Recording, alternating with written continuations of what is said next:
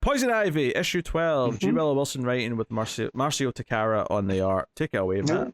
Yeah, so the Lamia has gone wild, and not just has it gone wild, it the fact that it came from Pam itself, it has been mutated, which is what life does, right? In order to survive, it makes adjustments, and Somehow so life found a way, is what you're saying. somehow, yes, return somehow. But so the Gwyneth Paltrow analog character from Goop or Gloop, whatever they were calling it, explodes into Lamia spores, and Pam has to, get into the mode of we can't just like I can't let this stuff run wild because now she has a conscience about all this after having her mind expanded through this retreat.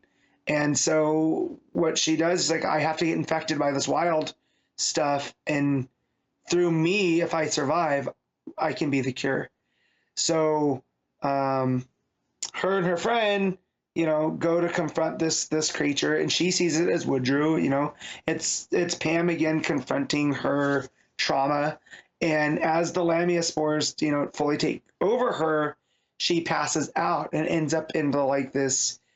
In her brain, it's seen as like this purgatory where it's like a space between life and death, and it's very quiet and still. And this is where Wilson gets to get a little bit like philosophical, like she did at the beginning of the book, of we know so much about life, but we know nothing about what comes before or after. So it's almost like there's this quietness, and it's Pam ruminating on all of this, and she kind of feels at peace, but she also feels like there's more that she needs to do. And as she's having this discussion about life, she also is like, but there's also death. That everything that leads to life comes from the death of something, right? We have to eat animals for energy or harvest plants, and it's a cycle. And it kind of is Poison Ivy as a character in a nutshell, right? She goes through these phases where she's like this villain that wants to unleash this zombie spore on the earth, right? To this anti-hero that just wants to take down Woodrue, because Woodrue was the person that created her, and I'm just creating more monsters. To now, she's basically a hero that needs to stop her problem that she created. And so Pam eventually comes out of it, and she, the Gwyneth Paltrow lady ends up dying from all of that. And she wakes up in this really nice house, and it's one of the ladies that was at the retreat. So she wakes up and gets her friend that she was there with, and says, I need science stuff. We need to get, I need tubes and I need vials, and because she's going to start making an antidote. So in this house, she's able to put her blood to use, because her blood's going to have the antibodies to fight the spores. But while she's doing this, she keeps seeing like this every time she passes out or falls asleep, like the spirit of Woodrue, like constantly telling her, "You're never going to escape me. You're nothing." And, she's like, I just have to learn not to listen to him. And that's where she wakes up, and the antidote has worked now that she tried on herself. And so she starts giving it to all of the ladies that she's infected with the wild Lamia. But there's one that won't take it because she doesn't want to get vaccinated. And Ivy's one friend's like, no, we have to do it. Like, she can't just be out there. The problem's never going to end. And Pam tells her, is like, I can't force it. Me forcing my beliefs kind of led to this. So people have to come to it. If she wants to end up like other people that have gotten infected, that's on her, and we'll deal with it when it comes. Which is a big character piece for Pam. So they hop in the car. Janet's her friend's name, by the way. Her and Janet, hop in her van, head back to Gotham because she needs to meet with Harley.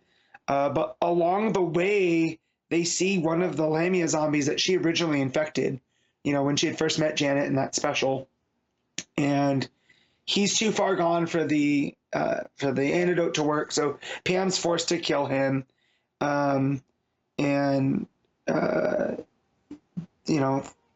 Janet is, telling her, like,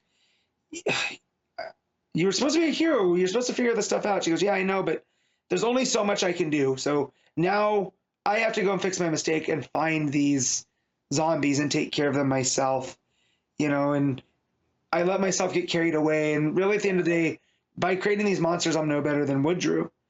And Janet tells her, but that's why you're different. You know, you've had growth.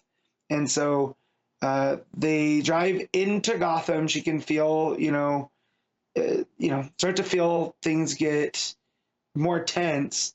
And she ends up in Slaughter Swamp and she meets Harley. And then she's like, how am I going to explain everything that I did? You know, and they embrace, and it says, oh, no, that can wait. You know, the whole world can wait because now she's back with Harley. So that's where it ends.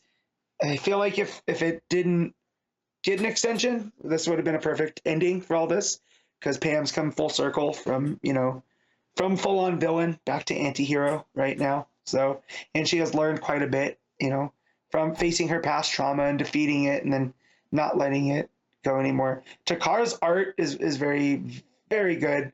Yeah, anytime you see one of the Lamia creatures, they're very grotesque.